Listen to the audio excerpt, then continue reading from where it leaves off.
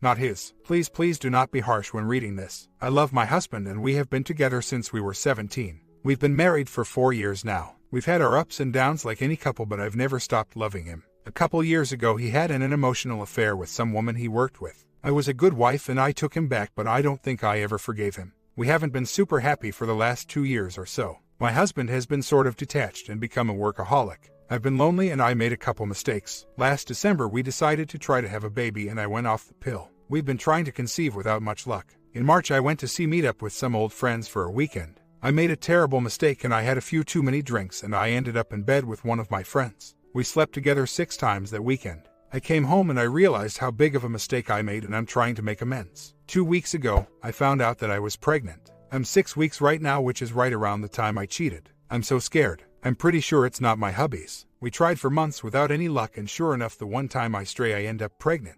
I don't know what to do. There is a chance it could be my husband's. I slept with him right after I got back from the trip. We really want the baby and he wouldn't understand me getting an abortion. I don't want to confess and I don't want to abort my baby. We just bought a house and we both so badly want a child. I don't want my mistake to ruin our lives. I just need some advice and guidance on what to do. Comments. You need to tell him the truth. There are too many genetic variables at work here. Like if both you and your husband have blue eyes and you give birth to a brown-eyed baby.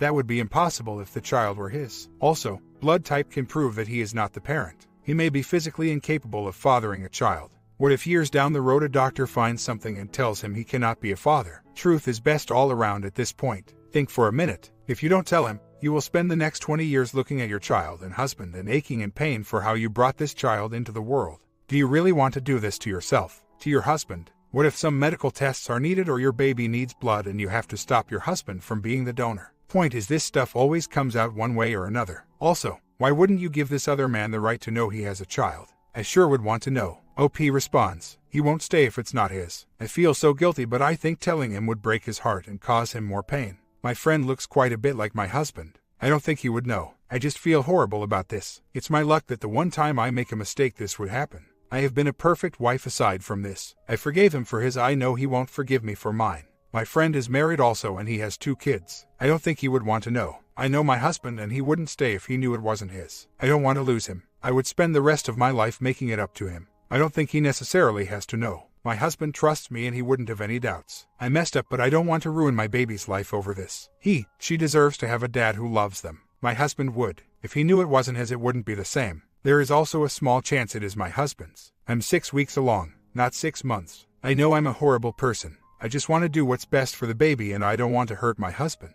My husband does want a baby. My friend already has a family and would want nothing to do with the baby. I know I should tell him, but it would mean the end of my marriage and no daddy for my child. I still think there is a chance it could be my husband, so maybe I should wait and see. We had slept together before and after the weekend. I've been praying every day since I found out that it is my husband's, but I know it's probably not. This is the only time in my life I have ever cheated. Comments. No. Again, stop being selfish. Wait and see. Again, no. Damn it, women, get this through your head. Your husband deserves the truth now before he begins developing attachment to a child, unborn or not, which is likely not his. Stop justifying this by not wanting to hurt him. The truth is, if you cared about that, you'd have not slept with this guy 6 times. You simply do not want to come out about this and hope it is your husband's, at the expense of your husband's emotional needs. In order to save your marriage for you, stop telling us and yourself that you're doing it to save him from hurt. And best for the baby is the baby as it grows actually knowing who its father is. Stop with the protecting of others as an excuse to try to make this work for you. I think most of us can understand a single, drunken mistake. Had there been no other consequences to your husband and a child, you were genuinely remorseful and fully believed it could never happen again and you learned your lesson. Well then maybe you could justify keeping this secret to yourself forever and not hurting someone else. That is assuming you would never do such a thing again, which it sounds like you believe you would not do. But 6 times is not a single drunken mistake. You had a full-blown, fully conscious affair. No matter the duration or time span, and this affair can have deep effects and implications on 2 other innocent people. You messed up. Admit to it. Maybe if you throw yourself at the mercy of the court, you'll be granted leniency. But deny, deceive and hide despite the impact on others and continue to show no true remorse. In other words, how can I get out of this? If you were mine and I found out, there would be no chance of reconciliation. A one-time mistake and error in judgment. Maybe even probably. Maybe I could get past that. And if I couldn't, at least I'd respect you for having some backbone and integrity. which might be important if by some long shot I was the father or your child. OP responds, I'm sort of scared to jump back in and say anything since everyone seems to have this awful impression of me. I couldn't tell my husband. I just couldn't. He would never forgive me. I think it might be best for everyone for me to have an abortion. I just need to build up the courage to do it. I'm a good person who made one mistake. Try to be understanding. I'm going to talk to my friend and see what his opinion is of this first, and if he doesn't want the baby, I'll get an abortion. I'm pretty sure he doesn't want any part of the baby, so. Anyways, thanks for pushing me to get the abortion. I think it is the only choice, really. Love TV's comment. I really think OP needs to tell her husband. No matter what the result is, it is the better choice. I'm not going to judge OP because this is a lot to deal with, but she needs to talk to a professional. Story 2. Honor it. My wife and I have been married for 6 years. When we met, she was honest, hardworking, but above all, she was wholesome. You know, guys, a kind of girl who radiates that innocence that makes you think she'd never do anything to ever hurt you. However, she eventually slipped into a depression that she couldn't shake. This, plus the fact that she'd been lying to me compulsively for the last 6 years, is what might do us in. We're both teachers. Actually, I still am. She's not. Read on to find out why. In a very rough school district. So needless to say, work was a major stressor on both of us. Being a guy, I had a much easier time getting kids in line, but she had a very rough time dealing with our clientele. She'd come home distraught and exhausted. Everyone I work with does. But it really took its toll on her. She hated her job and despised getting up every morning. I encouraged and helped her as best I could. Little did I know, this job was eating away at her little by little. On top of the rotten kids, some administrators, for political reasons I won't go into, decided to pick on her. Our last principal was a total sadist. He belittled her teaching, and when she started crying in his office, he sent her on a mandatory psychological exam to see if she was fit to teach. That completely devastated her. She was a really great teacher and most kids loved her. This kind of thing happened to literally dozens of teachers at my district. So it wasn't just her. That wasn't much comfort though. Her confidence was totally shot after that. Now to be a teacher in my state, you have to get a master's degree within 4 years of getting hired. She began hers, but never finished. She lied to me for months, telling me it was done and all she had to do was meet with her thesis advisor, and that was that. Just before the beginning of the 5th year, she told me that she's resigning from teaching because she didn't finish her thesis. Well, there's big lie number 1. After my initial shock, I agreed it was best for her and told her I totally forgave her for lying to me. At this point, she started seeing a therapist. She went through 4 of them, started and quit antidepressants, and finally settled on one that she felt she was making good progress with. She is still seeing this same therapist today, after trying unsuccessfully to get tutoring jobs that don't require certification. She finally settled on being a dispatcher for a small fuel company, only 2 minutes from where we used to work. Incidentally, we looked at our finances and figured that we'd just squeak by and be able to keep our house. We both agreed that the office job would be an okay temporary position until she finished her thesis and could get back in the classroom. All was well for about a year, until the eviction notice came. We called a lawyer, and my wife insisted that she take the lead in the situation. Like a damned fool, I trusted her. 2 weeks later, she said the lawyer called the mortgage company and it was all a big misunderstanding. Slowly, ever since resigning from teaching, I noticed her getting more and more distant. I asked her literally hundreds of times, babe, what's wrong? And the inevitable reply was, oh, nothing, I'm just tired. That's not to say we didn't have good times. They were just getting fewer and farther between. Add to that the fact that our physical life was almost non-existent, and you have a husband wondering if his wife is sneaking around. Mind you, I had no evidence at all. She actually said on many occasions she hates cheaters, and her boss was a degenerate pot-smoking troll. So I just chalked it up to paranoia. Still, I couldn't shake the feeling. Finally, one night she called after working late saying she was coming home. She said she was going to stop off at McDonald's to grab some food and she'd be right home. It took her almost 2 hours to get back from a trip that should have taken about 40 minutes. When she came in, I was upset, asking where she was. She got counter upset, saying the line was huge and there was traffic. I told her I wanted to see the receipt so I could check the time, which led her to storm upstairs. I didn't speak to her for the whole next day. I'm sorry to say that's one of my many faults. I do the silent treatment routine when I feel I've been wronged, even though she was almost certainly telling me the truth about why she was late. I still had that pall of paranoia around me that she'd been with someone. That Friday, I planned a make-up date, good old movies and dinner, which we both love more than anything. I called her at work asking what she wanted to see, and she said casually that she was going upstate to see her friend. The friend in question, mind you, is an absolute idiot who hasn't been in a meaningful relationship for more than 2 hours. They got into fights all the time, and when they did, my wife would tell me all the crappy things she'd say about me. For example, there were a few times when my wife would make dinner and I just wouldn't wake up from a nap. My wife got angry that I did this occasionally, and she told me her friend said we should get a divorce. It was actually something we'd joke about. As for her impromptu trip, I was taken aback, but agreed, not wanting to make her angrier. She spent the entire weekend there, and didn't come back Sunday. I texted her at 2 a.m. on Sunday night asking where she was. She said she was tired on the way home and decided to sleep at her parents'. That Monday, she called me and said she thinks we should spend some time apart. She finally revealed, that she wasn't happy for a long time. I was as shocked as I was devastated. I had no idea she'd been so unhappy with our marriage, but I reluctantly agreed. Well, the decision to split was made much easier by the fact that the eviction I thought was taken care of months before hadn't been at all. Here comes big lie number 2.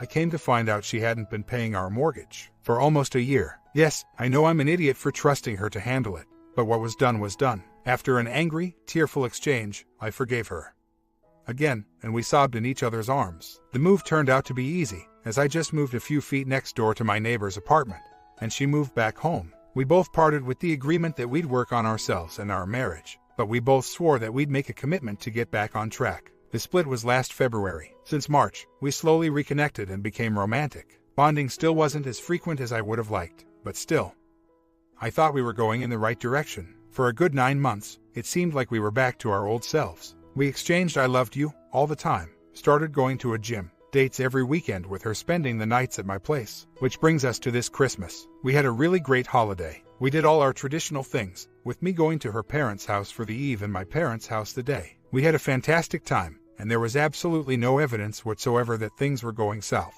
Again, sorry for being so damned long-winded. Almost done. That brings us to this Wednesday. We were supposed to go to a party at a friend's house, and when the day came, I called her at work to see if she'd meet me there or if she wanted to come to my place first. She said, "Oh, today is Wednesday." I thought it was Thursday. Immediately I got a twinge of panic. She works as a dispatcher for oil deliveries. She has to know what day it is. On top of that, her brother's B-Day dinner was that Thursday. So she couldn't have had it in her head that she was both going to the party and her brother's B-Day. She would have just said she couldn't go when we got the invite. This is where the crap hits the fan. I say I'm sick of the lies and ask her to please tell me the truth. Let me say that since our separation, she'd said many times she wants to move back in. We'd even started looking at places on the internet. However, recently, she suggested that we maybe wait 6 months because she doesn't want to move out in the winter. At the time it seemed reasonable, but now, after catching her in this lie, it seemed that her suggestion to postpone moving in was just a ploy to buy more time in the separation. That, coupled with the newest lie I caught her in, made me press her for answers. She eventually admitted she loves me but she's not in love with me. She said that she was afraid to move back in because things might just go back to the way they were. Big lie number 3, how is it? How can it possibly be that for 10 months, after thousands of "I love you" and romantic moments, she says this? I started to do exactly what I shouldn't at that point. I begged and pleaded, asked her what her life would be like without us, etc. I brought up counseling and she said, "Well, you could go." I was beside myself. We eventually agreed to continue talking the next day. It was late and she had work in the morning. She promised she'd call after she got home. She never did. I texted her, asking what was wrong. Nothing. Then I broke down and called. We talked a little more and agreed to meet after she got off work the next day. New Year's Eve. I spent the whole rest of that night writing her a sonnet. Yay, I said, a ducking sonnet. They're damned hard to write. That I was literally crying over after writing the last line. I sent her the sonnet with some flowers to her work. I thought, foolishly, in retrospect, that this gesture might soften things up for our meeting. I'll give you one guess what happened. She didn't call. She texted later on saying she had to go to her parents' house for dinner with her cousin and her husband. At that point I'd had enough. I drove to her house, gave her back the ring and said goodbye to her parents. All of them seemed stunned, including her cousin and her husband. The next day I went to the bank and opened a separate checking account and moved some money over. Then I did another probably dumb thing. I went into her emails. She'd given me the PW a few weeks before to check an email for her. I found a folder entitled Friends, and in it were several letters to the idiot friend of hers she'd visited that fateful weekend. These things go back to Jan 2017, 6 months into our marriage. In it, she detailed her unhappiness with her job, her depression, and her problems with me. I guess I should say now there were times when I could have been more attentive, less video games, that sort of thing. But she said in this letter, again 6 months into our marriage, that she didn't like married life and she was worried about herself. She said in several places throughout these letters that she loved me with all her heart, but that getting married might have been a mistake and that she misses home. I should note that she and her mom have a very, dare I say somewhat freakishly, close relationship. Even though I married a very hardworking, independent girl, she was really coddled by her parents. In many ways, I think emotionally she's still very much a girl. She had this idealized fantasy of marriage, and when it didn't go according to plan, she just wanted out. She even mentioned in her letters that our wedding day was fading in her mind and it killed her. Which seems to me that marriage was all about the day of it and not the rest of it. In the emails, she also chalked up her unwillingness to finish her master's to her depression. If I can armchair psychologize for a second, I believe it was just a subconscious way of not having to go back to a job she hated. Completely understandable. She also said that the depression left her crippled when it came to our finances. I have to admit I'm terrible with money, whereas she was a bill-juggling genius when I first met her. She had a great credit and was good at budgeting. I should have been more involved than I was with the financial side of things, but again, I trusted her. She also said in one email bonding was a chore, and she was running out of ways to deny my advances. That one cut me really ducking deep. Again, I had literally no idea things been that bad so early on. We had our ups and downs, but overall, the first years of our marriage were great. All a testament to how deceitful people can be, I suppose. She never told me a thing about how she was really feeling. Oh, nothing. I'm tired, remember? We laughed and had many, many good times in the years right up until she couldn't hide her depression anymore. Well, I told her 2 days ago that I read those emails. I justified it by saying I had literally nothing to go on, and I needed answers. Understandably, she got rather mad, saying she doesn't even remember writing them or what was in them. I calmly suggested she read them again. She said she was basically hung up on me, sobbing. Immediately after that convo, I sent her an email apologizing again, stressing the fact that I'd never, ever in a million years consider doing that unless I was desperate for answers. There was nothing in there that suggested an affair. But whatever, not proof it didn't happen, but it was somewhat reassuring. I finished the email by saying, again, perhaps foolishly, that I was still in love with her, and that I wished to God she'd told me all those things instead of her friend. A friend, incidentally, she stopped talking to months ago because she finally realized she was a crazy, self-absorbed bee who was never really a friend to her at all. Shortly after that, I got text from her saying she was sorry for getting angry at me, and that she understood why I did what I did. She promised to call me and write me a letter which, finally, explained her feelings. It's been almost 24 hours since that text. I'm firmly resolved not to contact her until, or unless, she makes the first move. I feel strongly there's still something there. One of her emails was to a Pit Bull Rescue Foundation, a dog we both love, and she wanted to know if she could get one before Christmas so she could surprise me. That was only a few weeks ago. How does someone resolve to get their spouse a dog and then only weeks later tell them they're out of love with them when nothing ever happened to cause it? Despite the nearly 6 years of lies, I still would do anything to have her back. I know that our problems are entirely fixable, but our marriage was like a car we had the keys to, but neither knew how to drive. After what she did to me, my family and friends would trash me if I went back. But hey, I made a vow, and I intend to do whatever it takes to honor it, even if she hasn't. Comments. First of all, depression is a real thing, as I am sure you know. It changes people significantly and makes them think and do things that they wouldn't normally do. Your wife definitely is dealing with some depression. I hope she is getting help for that. In working on the marriage, you need to find a balance. You should not completely smother her with texts, voicemails, etc. She needs some space. You should also not completely ignore her as you have made vows, which you are courageously keeping. When she commits to doing something, like writing her a letter, graciously ask when she thinks she might complete that task and then allow her the time to do so. When she doesn't complete the task on time, then you can contact her. Otherwise, trust her to complete what she said she would do. I know you have no reason to trust her given the history, but that is something she still needs. OP responds, my therapist said she might have given me the I love you but not in love with you line because she just couldn't handle the relationship anymore.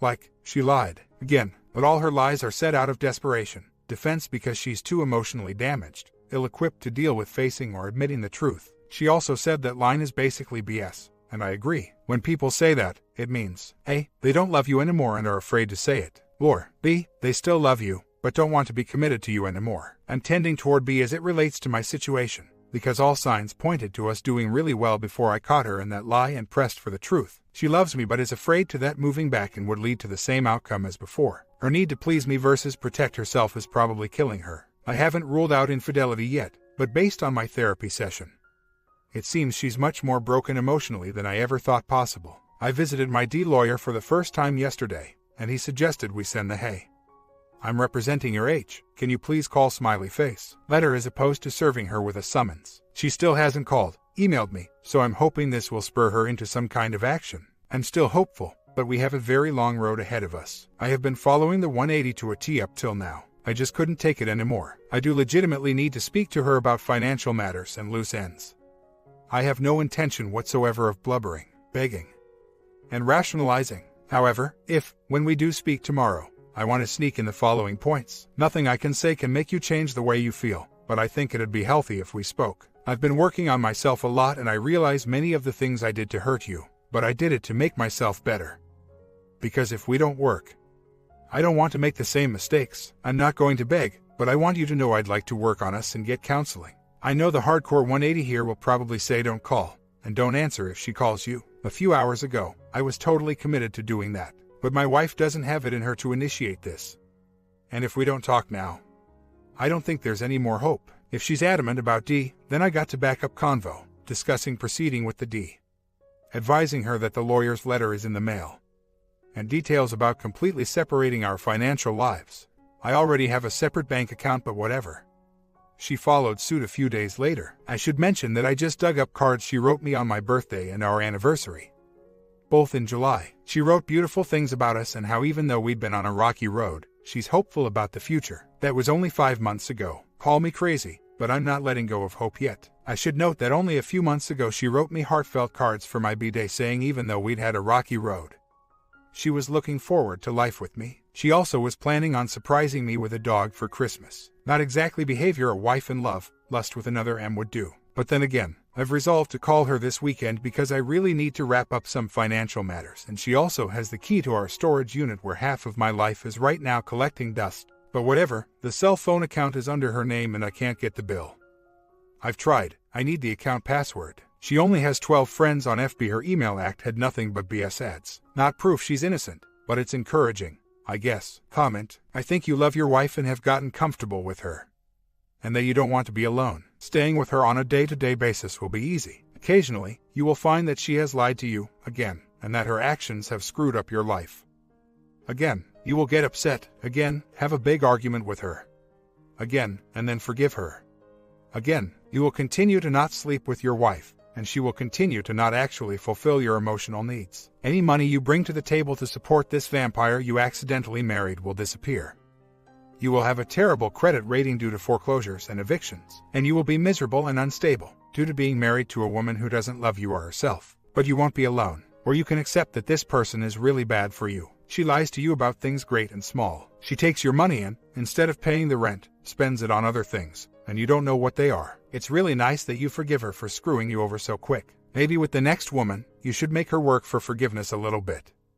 If she, say, causes you to get foreclosed on, call your lawyer up and tell him to quit screwing around, that you want this divorce fast-tracked so that you can start to have a good life with someone who loves you. Be a pain until he gets this done for you, then pay him and thank him for his help. Once you are divorced, find somebody who loves you. You might also consider some individual counseling to figure out why you would want to be married to a life-sucking chick.